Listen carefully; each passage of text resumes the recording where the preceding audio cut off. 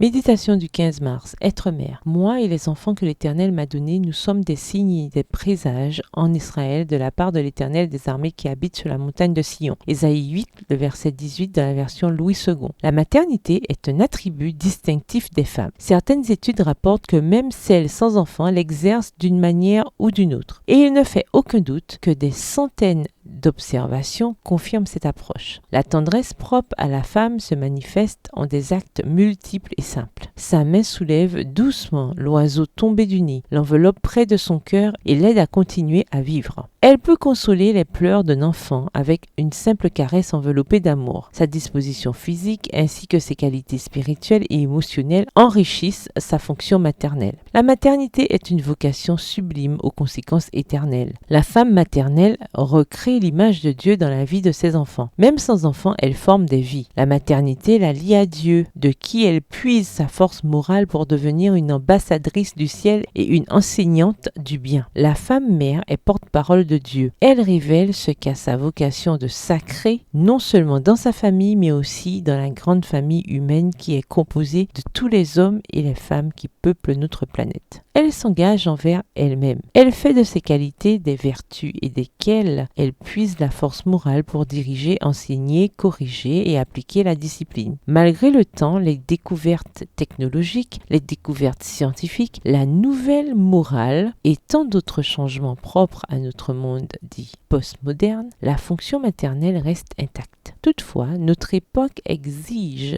une intention personnelle de l'exercer conformément au dessein de Dieu. Cher ami qui êtes mère, il vous faut regarder au-delà de la réalité actuelle et, avec une foi vaillante, vous agenouiller avec respect devant la majesté du ciel, prier pour tous les enfants, pour les petits qui sont à la maison, pour les jeunes qui tentent de s'échapper de nos bras et pour ceux qui ont quitté le nid et qui sont au loin, mais pas loin de nos cœurs. Il est temps de prier et d'embrasser les orphelins qui, en raison des circonstances de la vie, ont été arrachés au sein maternel. Le temps de répondre d'eux devant Dieu est à la porte. Bonne journée et que l'Éternel vous bénisse.